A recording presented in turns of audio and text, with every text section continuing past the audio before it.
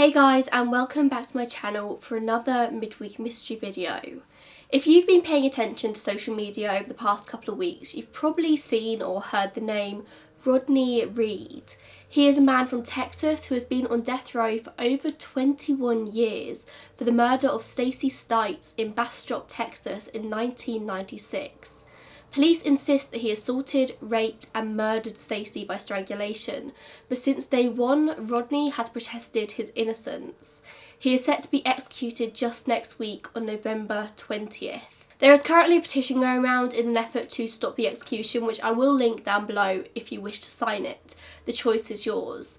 In this video, I'm going to take a look at the entire case. I have no bias here, no narrative to follow, no agenda. I'm just going to look at this case from all angles and share the information and facts with you as I can find them. You can listen to this video and come to your own opinion as to whether or not you think that this case is a miscarriage of justice.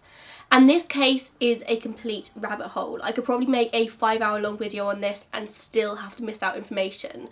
And that's not an exaggeration. So whilst I'm going to try my best in this video to include all information that I deem to be the most important for your understanding of the case, I'm also aware that I'm probably gonna have to miss some things out. If that's the case and you're watching this video and you think, oh, there's an important piece of information Georgia missed out, just comment it down below. Just be nice and polite about it. Also, it's probably worth saying that the majority of the sources I've used in this case, the majority of the information I've got is coming from official court and police documents, which I will be linking all of them down below. But anyway, this story isn't about Rodney Reed, it's about Stacey Stites. She was 19 years old from Giddings, Texas when she disappeared in the early hours of April 23rd, 1996.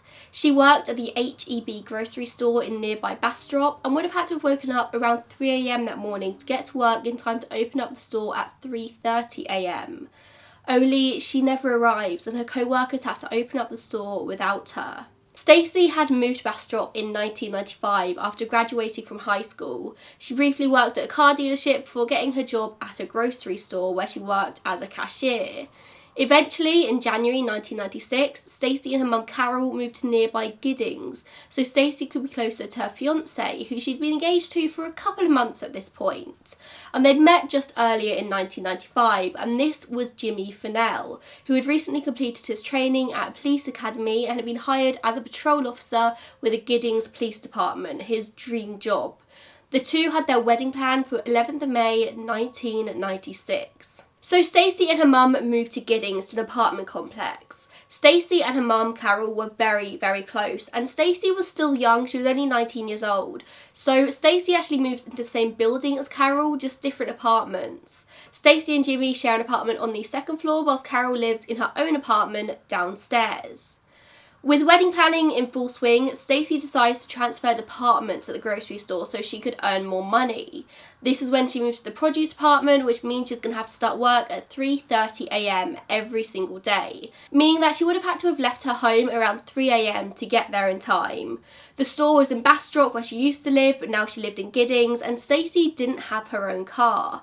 So she would borrow either her mum's car or Jimmy's truck to drive there. But she didn't like Carol's car, it wasn't the most reliable, so she would opt for Jimmy's truck whenever she could. Stacey was always very punctual to work, and she had a system where she would meet a male colleague in the car park and they would walk together in the dark to open up the store. It was just a safety thing. She had this same routine every single day, and upon leaving work she would usually go to her mum's apartment and they'd spend some time together there. They'd eat lunch, they'd talk wedding plans, and Stacey would often go for a nap. The day before her death was the 22nd of April 1996, and her day went exactly as it usually did. She went to work, she came home, went to Carol's apartment, and later that afternoon Jimmy pops around to Carol's to return her car keys. When Stacey took his truck to work, he would have to drive Carol's car to work. The three have a brief conversation in which they speak about their plans for the following day. Stacey was due at work at 3:30 AM as usual, and Jimmy had a day off. But the two had errands to run after Stacey finished work in the early afternoon. They had to go to the insurance agent and pick out flowers for their wedding. So Jimmy says he'll drive Stacey to work in the morning and then come back after work to pick her up so they could head straight out to run their errands. But instead, Carol offers to drive him to the grocery store so he could just meet Stacey after work and he could have a lie-in the morning. But he declines her offer. That evening, Jimmy then leaves to go and coach a Little League baseball team that he coached with a friend, and he returns home between 8 and 8:30 PM. At this point, the two head up to their own apartment, and when they return to their apartment, apparently they showered together, but according to Jimmy, they did not have sex. I did see reports that he gave her a back rub, but that was about it, and that is important to bear in mind for later in the video. Jimmy said that the two spoke of their plans once again for the next day, and they decided against their previous plan. Jimmy decided that he would actually like a lie-in and told Stacey just to take his truck and he'd speak to Carol in the morning and get her to drop him in Bastrop just as she'd suggested. So Stacey goes to bed at about 9 PM whilst Jimmy falls asleep watching TV. The next morning is where things go wrong. As planned, it seems that Stacey leaves her apartment at the usual time, driving Jimmy's red Chevy pickup truck to work. But she never arrives there. The truck is found abandoned just before 5:30 AM, parked up at the Bastrop High School. The boot of the truck was locked and the car keys were not there. An officer is actually the one who finds it and he calls in as it looks a little bit odd. He's concerned it's been stolen, but neither the truck or Stacey had been reported missing at this point, so the officer just continues his shift as usual. But he did notice a portion of a leather belt lying on the floor outside the car, and he notes that the car seat is reclined back at a 45-degree angle, which did strike him as a little bit odd. Stacey's co-worker had waited for her in the car park that morning as usual, and became concerned when she didn't show up on time. She was usually very, very punctual. He goes in and continues work as usual, but when Stacey still hasn't arrived by 7 AM, he actually calls Carol, who immediately calls Jimmy. Carol said that when she called Jimmy, it sounded like she'd just woken him up. She tells him that Stacey had never arrived at work that morning, and he immediately jumps into action. Apparently he runs down the stairs putting a shirt on as he goes, and he leaves the complex. Carol calls the police to report Stacey as missing, and Jimmy drives Stacey's usual route to work. I'm sure him and Carol are probably thinking that she's crashed at the side of the road and she's just lying there hurt. By 9 AM, police have made the connection between the truck in the high school car park and the missing woman.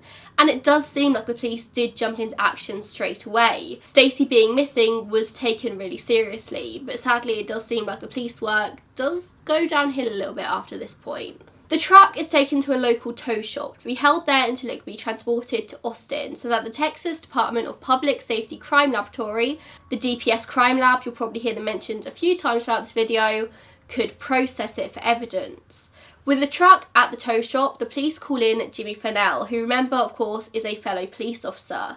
They tell him he needs to identify the truck and the items inside. He's not allowed to touch anything, he just needs to look through the window and identify anything strange or out of place, which he does. Remember that he is a fully trained police officer and he would have looked at things in this case from the perspective of an investigation as well as the perspective of a distraught fiancé. He notes that one of Stacey's white tennis shoes is on the floor of the passenger side of the truck. He also notes a foamy substance on the carpet which he says could be saliva. Every day Stacey would take a cup with her in the car so she could drink on her journey to work. Jimmy says he can see broken pieces of that cup on the console. He also notes, as did the officer who originally discovered the truck, that the seat is reclined back at an odd angle. Stacey was very short and needed to be close to the steering wheel. And he also notes that the seatbelt was still buckled into place. Now, the fact that this seatbelt was still buckled would really baffle the investigators later on. They do look into it quite a lot. They run a number of tests to see if Stacey could have been removed from the car with the seatbelt still fastened around her. And the general consensus was that yes, it would have been very possible that Stacey could have been pulled out of the seat with the seatbelt still buckled in. But the question was, why would this be required? Why would someone not just unbuckle the belt and make their life a hell of a lot easier? Even if they didn't want to risk their fingerprints being on the button, there are other options. You can use a piece of fabric to press it or your elbow. And there is of course the other option that Stacey or anyone else who may have been driving the car may have actually been sitting on the seatbelt, not wearing it. This is something people do quite often. It's really infuriating. They plug in the seatbelt to stop the warning light from flashing on the dashboard and then they just sit on it. On the floor outside of the truck there were also carbon copies of checks from Jimmy's checkbook and a piece of leather belt with a buckle still attached, which Jimmy confirmed belonged to Stacey. Fingerprints and DNA found inside the truck and on items found outside the truck were later confirmed to belong only to Stacey and Jimmy. Just after 3 PM that afternoon, a passerby stumbled across Stacey's body, lying face up in a wooded area just off a country road, about 7 miles outside the city limits. She was found partially dressed. Her blue trousers had a broken zip and her underwear was clearly obvious through this broken zip, bunched up around her hips. She was missing one shoe and her white t-shirt was found in a nearby bush. The sock on her shoeless foot was clean, not muddy as if she'd been walking through woodland. This led investigators to believe that she had been dead before she left the truck where her shoe was found. Her work name tag was found placed in the crook of her leg, as if somebody had purposely placed it there. In an odd move, the investigators decide to cover Stacey's body with a green blanket to stop the approaching media helicopters from being able to get any photos of her body. And of course, this isn't usual protocol for a case like this. Covering her body with a blanket could really affect the evidence here. It could contaminate her body and affect the later findings. And whilst we're talking of contamination, later footage actually surfaced which showed the team processing the crime scene, picking up and bagging evidence. But it does not show them being particularly careful about cross-contamination. They don't seem to be changing their gloves regularly between items, if at all. It even shows people touching Stacey's body without gloves. The later autopsy showed that Stacey came to her death as a result of asphyxia due to ligature strangulation associated with sexual assault. As she was brought in for the post-mortem, it was noted that all her clothing had been previously removed, all except a black elastic brace which remained on her left knee. Across her neck there was an irregular ligature mark which was noted to be of a similar pattern to the braided leather belt that was found and brought in alongside her body. Like I said, a piece of this belt was found outside Jimmy's truck. The other piece of the belt was found where her body was found. The left side of her face and left ear were covered with a post-mortem appearing almost third-degree burn. She also had burn marks on her breasts similar to those across her face. Across the left side of her chest and abdomen there were numerous scratches up to 4 inches in length. On her left thigh there were 6 fresh bruises and more burns. There was a cigarette burn which occurred after Stacey had died. Her back had extensive post-mortem appearing abrasions such as dragging marks and insect bites. Vaginal smears tested positive for sperm, although there was very little of it there. She tested negative for any drugs or alcohol and her fingernails were incredibly short. The medical examiner estimated that Stacey died on the 23rd of April around 3 AM, give or take a couple of hours. But it seemed that no adequate testing was done at the scene to confirm that. Usually when a body is found, the body temperature is taken, which is a good indicator of how long it's been dead. This wasn't done to Stacey's body. They didn't look at her eyes, they didn't test the lividity, which is the pooling of the blood in the body after death. This wasn't noted at all. When Stacey's body was given to the medical examiner, they handed a note alongside it, which was written by the police, stating that they'd removed Stacey's clothes from her body, as well as taken their own swabs from her vagina and breast. The strange disarray of her clothes at the scene had led investigators to believe there and then that she'd been sexually assaulted, and therefore they took their own swabs at the scene, which, as far as I'm aware, is a perfectly natural move to make. But what wasn't a normal move to make is that the members of the DPS crime scene unit had undressed her at the crime scene on a gurney at the side of the road. The standard practice was usually for a victim to be undressed in the medical examiner's office to ensure that the evidence is best preserved. This didn't happen in this case, they just undressed her at the scene. According to police reports, Stacey's body was removed from the scene at 8:55 PM that same night on the 23rd of April. But according to the medical examiner records, she wasn't checked in there until 11 PM, which is 2 hours later. The trip between the crime scene and the medical examiner's office should have taken no longer than 45 minutes. This wouldn't usually be hugely significant. Things happen, journeys get delayed. But reportedly, the photos of the body taken at the crime scene do not match with the photos the medical examiner took the next day. Multiple wounds on Stacey's forehead, shoulders and chest magically seem to appear overnight. Wounds that were not there in the original crime scene photos. Although the source I read didn't specify the type of wounds these would be, I think these may have been the burn marks I spoke about in my autopsy report. The areas seem to vaguely match anyway, and it did state that these burns were post-mortem injuries. But please do not quote me on that, that is just my own speculation. The medical examiner later said that he thinks the burns could be simply sunburn. She was lying in the sun all day before she was found. But was Stacey's body mishandled on the journey? If so, it really does throw into question the entire start of this investigation. Undressing her at the crime scene is already an unusual step to take, but then she's arriving at the medical examiner's office with fresh injuries that were not there before. When the swab samples were taken back to the lab and tested by DPS, which was around 11 PM at this point, they were discovered to contain intact sperm cells. The spermatozoa had head and tails attached, which in the investigator's opinion indicated that sexual activity was very recent, within the last 26 hours, which according to research at this point was the longest amount of time that the tails would remain on the head of sperm. For the investigators, this was confirmation that Stacey had been sexually assaulted, and this was likely the main motive behind the attack. Now, we already know that Jimmy had denied that him and Stacey had had sex the previous day, and it was immediately thought that whoever this sperm belonged to is very likely to be the killer, which is probably a reasonable assumption to initially make at the beginning of a case such as this. In any investigation, you'd want to at least identify who the sperm belonged to. But in a later turnaround of the case, it was actually confirmed that the information about the 26-hour time gap in which the sperm head and tails can remain attached was actually most likely incorrect. Whilst a lot of the information I found online about this did differ, there seems to be evidence that intact spermatozoa can hang around for over 60 hours should the conditions be correct. There have reportedly been documented cases where you can recognise intact sperm in bodies that have been dead for days, so that's worth bearing in mind. There was also evidence of sperm being found inside her rectum, which led to the belief that she'd been anally as well as vaginally raped.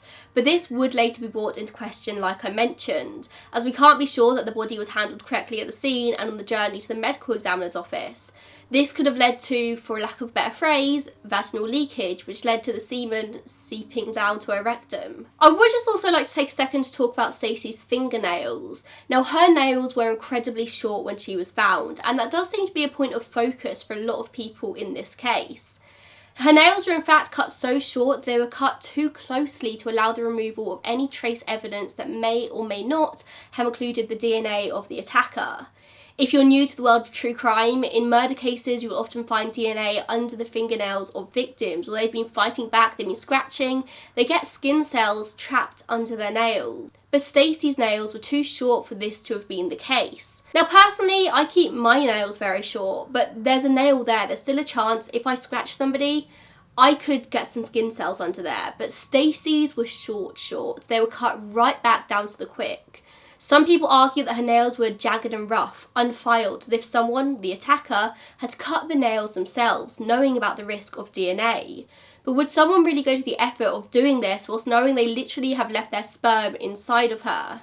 To me personally, it just looks like Stacey bit her nails right back down to the nail beds, but I couldn't find any confirmation from any friends or families as to whether she was a nail biter or not. It was later contested that investigators could still have collected evidence from Stacey's nails if they used a toothpick, but they didn't even attempt to do so. I have an interesting quote from a man called Jimmy Brown, who was an attorney that would later be involved in the case. I thought maybe worth sharing at this point. The quote says, "Either you're smart all the way through or you're stupid all the way through. He didn't use a condom, but he carried nail clippers to cut the fingernails down to the quick." And I do have to agree here. It seems unlikely that somebody would go to the effort of doing one but not the other. Why would somebody carry around nail clippers or nail scissors just to cut back someone's nails? And this is where we begin discussing the longer term investigation. The police obviously begin to interview anyone and everyone who Stacey knew, including of course all her ex-boyfriends and people she had differences with. The public began to help with a number of different leads. HEB Groceries, where Stacey worked, offered a $50,000 reward. Police identified 28 potential suspects in this case, and each suspect was asked to give blood, hair and saliva samples. All except one, who was a man called Brian Haynes, happily complied, and even Haynes was later made to do so with the help of a search warrant. Not a single one of these 28 DNA samples was a match. But of course the number one suspect in this case from the outset was Jimmy Fennell. He was interrogated and interviewed on several occasions and provided all DNA samples that were required of him. He did not match the semen found in Stacey, as we already know. But it was a bit tricky because of course both Stacey and the truck were naturally covered in Jimmy's DNA. They lived together. So finding matches to his DNA kinda meant nothing except ruling it out as being somebody else. But they continued to pursue him as a suspect in this case. He's given 2 polygraphs and he actually fails both, having been found to be deceptive in questions related to Stacey's murder. After he fails the second test, he lawyers up and invokes his Fifth Amendment privilege against self-incrimination. One of the biggest issues the police had though with Jimmy as a suspect was the fact that he would have had no obvious means of transport to get back home after Stacey's murder. If we're going along with the timeline that Stacey died around 3 AM, Stacey had his truck, which was then found in the high school car park, and Carol had both sets of keys to her own car in her apartment, and Jimmy had no access to this. Stacey was approximately 30 miles from home and Jimmy is accounted for at home at 7 AM when Carol calls him. He could not have walked 30 miles in that time frame between probably about 3:30 and 7 AM. And it was checked through records that no taxi picked him up that night. So unless a friend gave him a lift home and has been covering for him ever since, how would he have got home in time for 7 AM? And strangely, the police never request a search warrant for Jimmy and Stacey's apartment because apparently the investigators lacked probable cause. But you would think that even without Jimmy being a suspect in this case at all, it would only be natural for the investigators to want to look at the apartment where Stacey lived, the last place she would have been before she died. Maybe she would have left some clues behind. Maybe not, or maybe, but the police never even look inside her home. And there's also an odd situation surrounding Jimmy's truck. According to Jimmy Brown, the attorney I mentioned earlier, the DPS did not fully complete the forensic testing on the pickup truck before releasing it back to Jimmy Fennell. Jimmy immediately sold it after it was released back into his custody. Why? His fiancée has been murdered. This is one of the biggest pieces of evidence in the case. It shouldn't have even been released back to him in my opinion, let alone sold by him the next day. Maybe he didn't want to be around such a reminder of his fiancée's murder, but it's still very strange.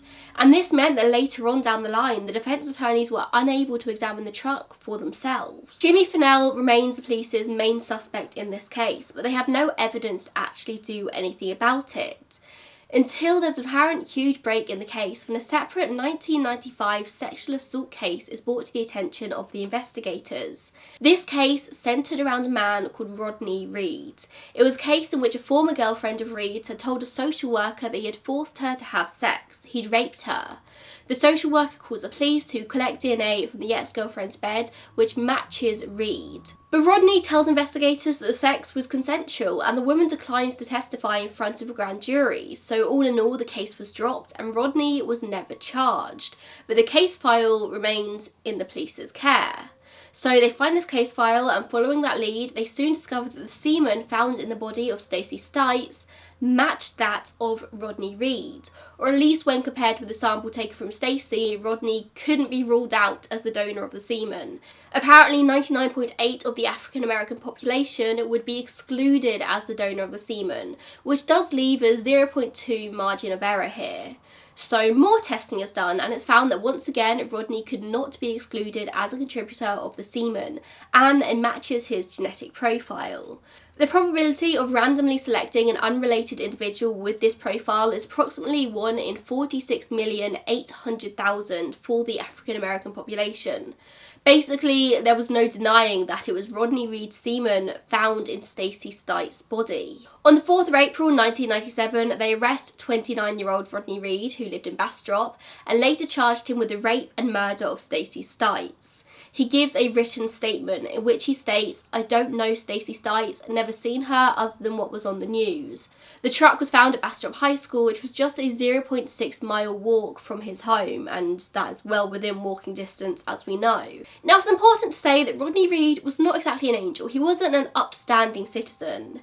There were several allegations of sexual assault against Rodney Reed before Stacey's murder, but he was only charged once in the case I mentioned a second ago, and as we know, he was acquitted. He was never actually put in jail for it or anything. The state does claim that Rodney Reed had a history of sexual violence, including the alleged rape of a 12-year-old girl, and whilst these claims may or may not be true, he was never convicted. But it's worth bearing in mind that we're not dealing with a model citizen here, someone who's unknown to the police. He did have a background. And the police also noted that he would often roam the streets at night. He was known to just wander around the streets in the early morning, which obviously, as we know, Stacey died in the early hours of the morning. He was also known to sell drugs in the area as well, so the police knew who this guy was. And so the capital murder trial of Rodney Reed versus the state of Texas begins in 1998. He is given 2 court-appointed defence lawyers who only had 2 months to prepare their case before the trial began. This is a capital murder trial with the potential to end in the death sentence, and his defence team is only given 2 months to prepare for this. As a result of this, the defence was clearly inadequate in this case. And I say that with no angle or no motive, it was just inadequate. The defence mainly argued 2 points amongst others. One, that there was a possibility of other people having committed this crime, and that in itself is enough for reasonable doubt. And 2, that Rodney Reed had a consensual romantic relationship with Stacey, and that this is the reason why his semen was present in Stacey's body. Now, as I said, Rodney originally denied any knowledge of Stacey in his first interview with the police. He had a signed written statement saying he didn't know who Stacey was. He said that all he knew of her was that she was the girl on the news who had been murdered. But then his story changes. He says he did know Stacey and they'd been having an affair. But he was a black man in a small town in Texas having an affair with a white woman who was engaged to a police officer. And then she ends up dead. He said that he was scared to admit it at first. His defence argued that it was scandalous and dangerous in this small Texan town for Rodney to admit that he was having an affair with a white woman, let alone a white woman who's engaged to a police officer. Rodney's mother, Sandra Reed, testified that she had known of their affair before the murder.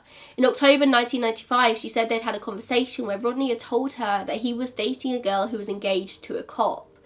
And Sandra isn't the only one who knew of the affair. Court records show that 10 other people were publicly identified as witnesses to this affair, but the attorneys only called 2 of these to the witness stand. One of these witnesses who was never called was Chris Aldridge, who was one of Rodney's cousins.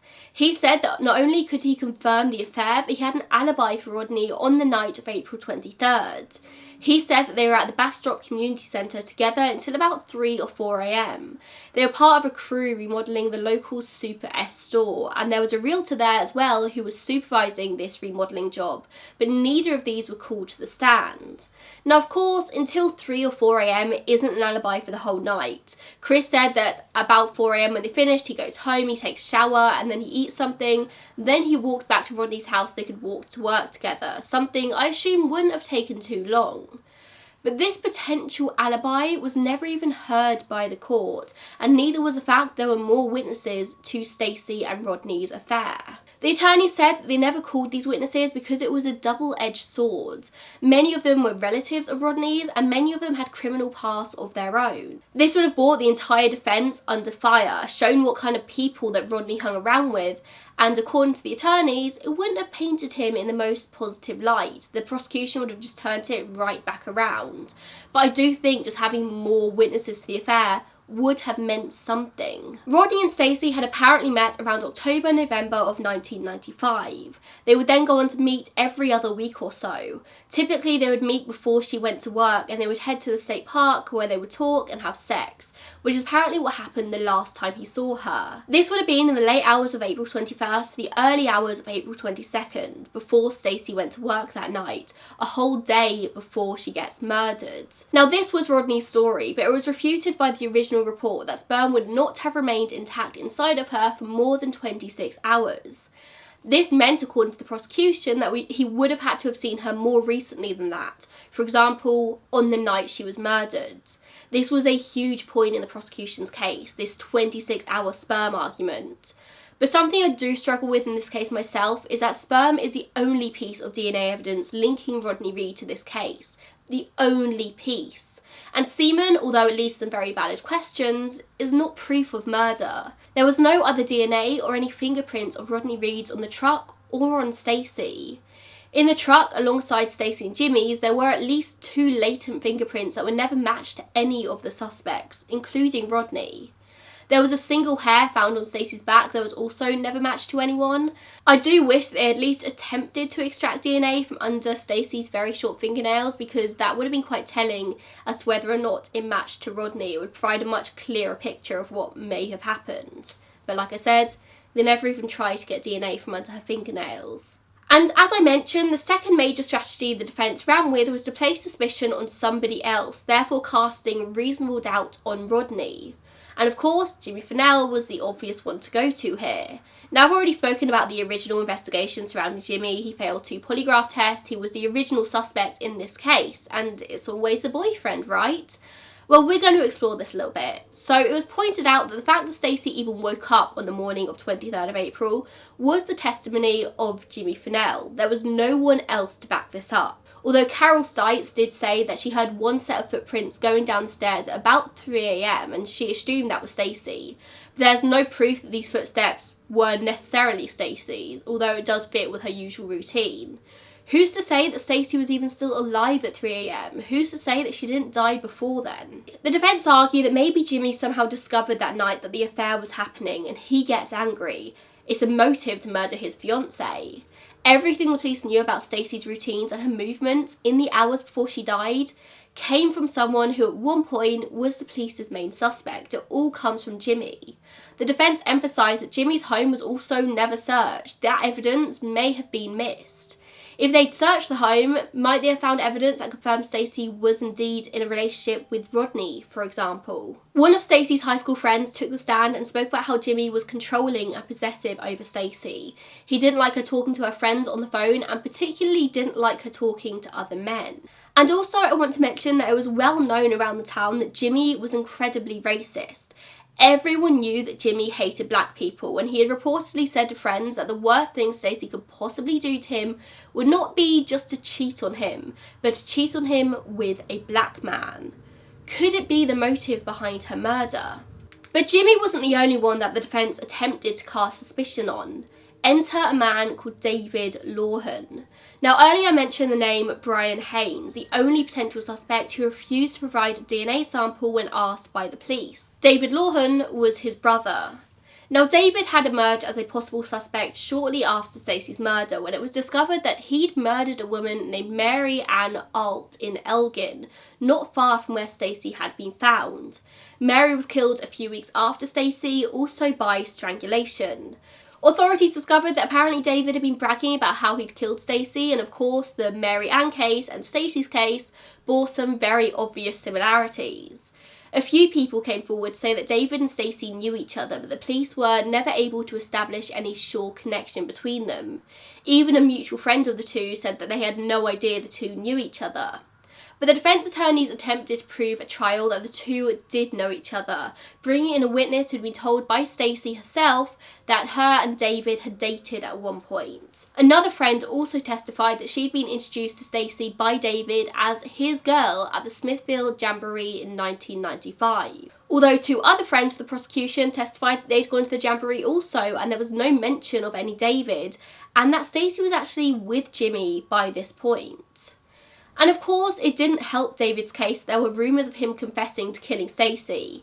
Apparently, whilst drinking at a bar one night in 1996, David told a friend that he'd strangled Stacey with a belt and that she had pretty blue eyes before she closed them. But this same witness had previously said in a written statement that it was Brian, David's brother, who'd made this confession. On cross-examination, the witness just breaks down and says that both brothers confessed to him. Then David's wife takes the stand. She said that she remembered the night that he'd murdered Mary because he'd failed to return home and the two had had a huge argument about it. It was unusual for him to be out so late. But the day that Stacey died, it was their son's first birthday, and she said there was nothing unusual about David or his actions. All in all, the defence failed to deliver on their promise to prove the relationship and failed to cast reasonable suspicion on both Jimmy Fennell and David Lawhon. They didn't get the witnesses up on the stand, they failed to provide Rodney with an alibi, and they failed to challenge critical evidence put forward by the prosecution, including the medical testimony provided by the Travis County medical examiner, Roberto Bayardo.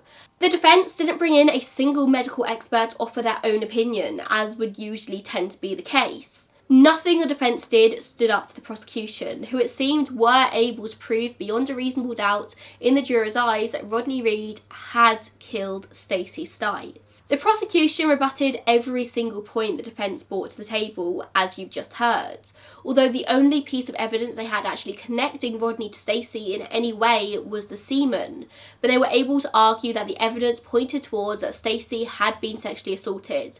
Her thighs were covered in bruises and her clothes were in disarray when she was found, as well as significant lacerations around her anus.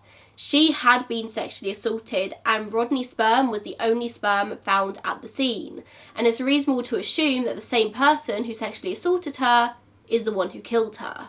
The all-white jury deliberated for 4 hours to find Rodney Reed guilty of capital murder, and following a separate punishment hearing, he's sentenced to death.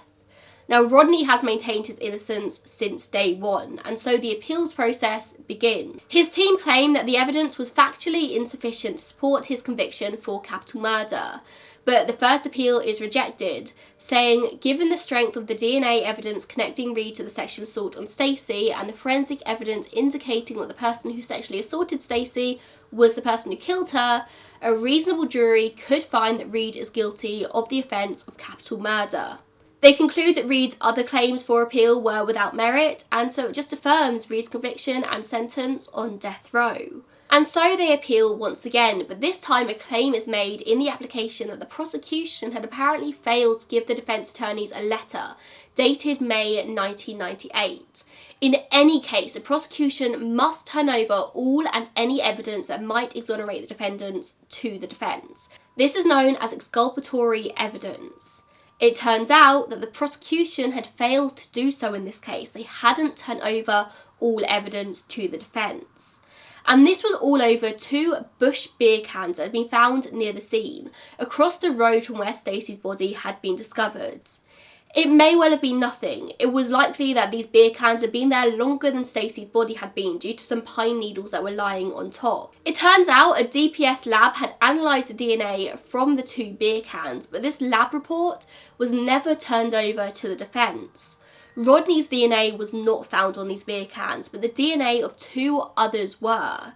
Giddings police officer David Hall, who was a very good friend of Jimmy Fennell's, and Bastrop police officers Ed Salmella. By this point, Ed Salmella was already dead, having committed suicide with a gunshot wound to the head after being despondent over the loss of his job as a police officer and a pretty bad relationship he was in. However, even Ed's death is a point of contention in this case. People who know Ed argue that he would not have committed suicide, that the scene was all wrong. The bullet entered at the left side of his head, but he wasn't left-handed, and his hand would have shook too much to do it. A lot of people like to link Ed's death with Stacey's, because Ed was actually one of the first people on the crime scene when Stacey was discovered.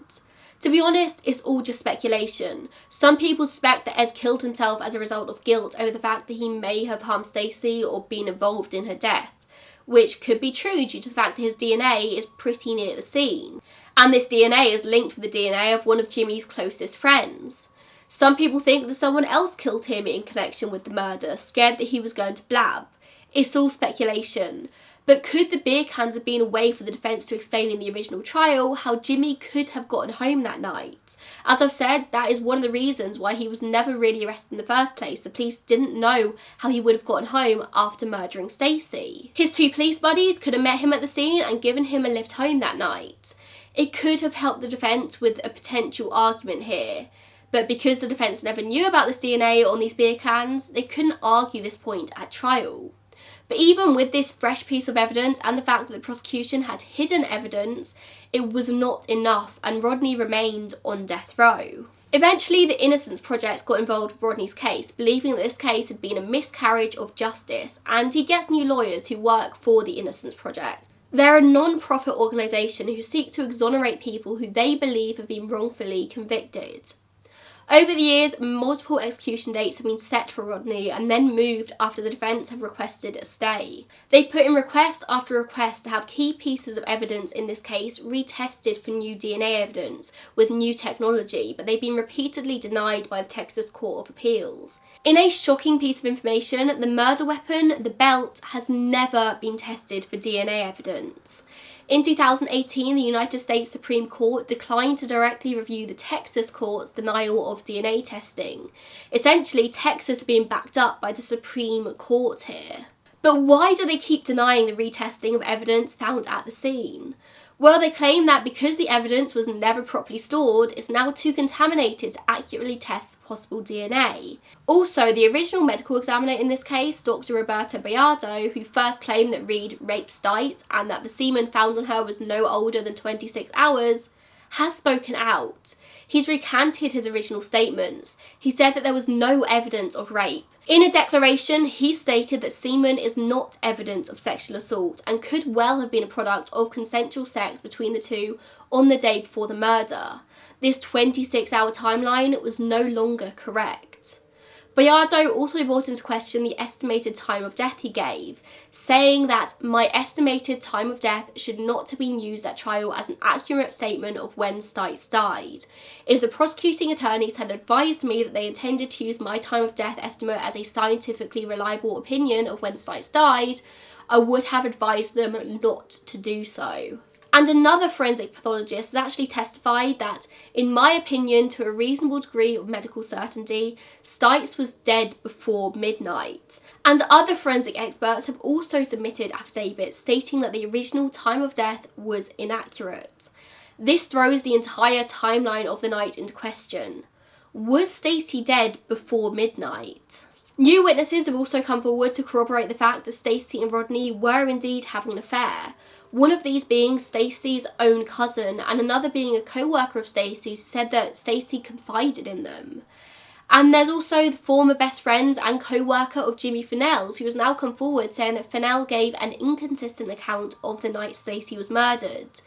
Apparently Jimmy had told his friends that he'd been out drinking that night, whilst he told police that him and Stacey had stayed in, that he'd fallen asleep in front of the TV. And then in 2007, Jimmy Fennell, who was still working as a police officer at the time, kidnaps a 20-year-old woman he'd come across whilst on duty. He offers to give her a lift to meet her boyfriend, only he takes her to a park, pulls out his gun and rapes her. He tells her that she'd better keep her mouth shut or else he would hunt her down and kill her. The victim said that she did not believe that this was his first time doing such a thing. He seemed confident in what he was doing, although we have no evidence to suggest otherwise.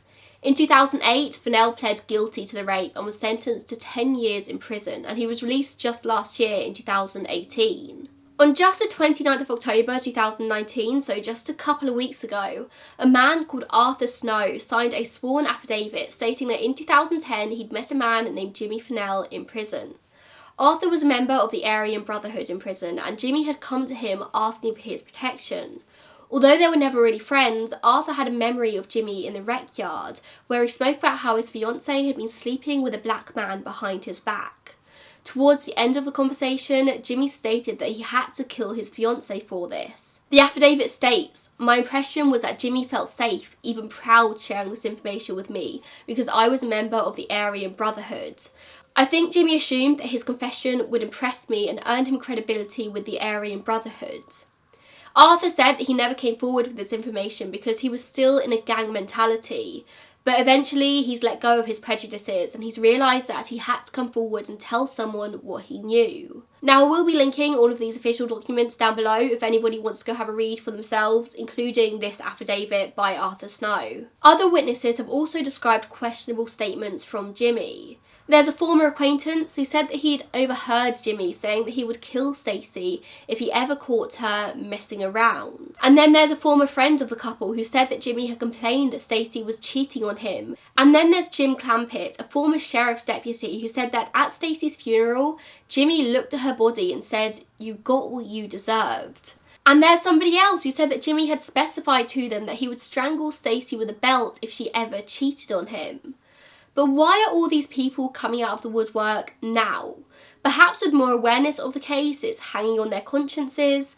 Maybe it's all made up. Maybe it's not. Maybe they were around during the original trial, but the defence never made the effort to find them. Rodney's lawyers have been pleading with the governor to delay the execution by 30 days and to ask the Texas Board of Pardons and Paroles to investigate the possibility of commuting his sentence. But Texas is the state with the most executions. The governor has stopped just one execution in all his years in office. As this video is uploaded, there is just 1 week until Rodney Reed's scheduled date of execution on the 20th of November. I'm filming this on the Saturday before I upload it, and considering I just finished the script on Thursday, I've already had to edit in new information. Things are happening fast in this case. If you believe that Rodney's case is a miscarriage of justice, like I said, there will be a petition for you to sign linked in the description box of this video. What do I think about this case? Do I think the Innocence Project can 100% prove that Rodney is innocent? No. But do I think the state can 100% prove Rodney's guilt? Absolutely not. The death penalty in itself is a whole argument, but I believe that it should only be reserved for cases where there is absolutely 100% proof of guilt. No doubt in anyone's mind this is the person that committed this terrible crime, reserved for the Ted Bundys and the Jeffrey Dahmers of this world. In my opinion, Rodney Reed should never have been on death row. Considering the state of the original trial and the fact that evidence was held back by the prosecution, he should be granted a full new trial, in my opinion. It's not so much a question of guilty or not guilty, it is a question at this point of did he have a fair trial, and by today's standards, I don't think he did. Maybe he did do it, I can't tell you the answer to that, but I don't think he should be about to die when there's so much question around his guilt. It seems unethical. I'm really intrigued to hear everyone's opinions on this case down below. I know this is a very emotive case, people seem to have a lot of opinions about it at the moment. All I ask that you keep it polite and respectful in the comments.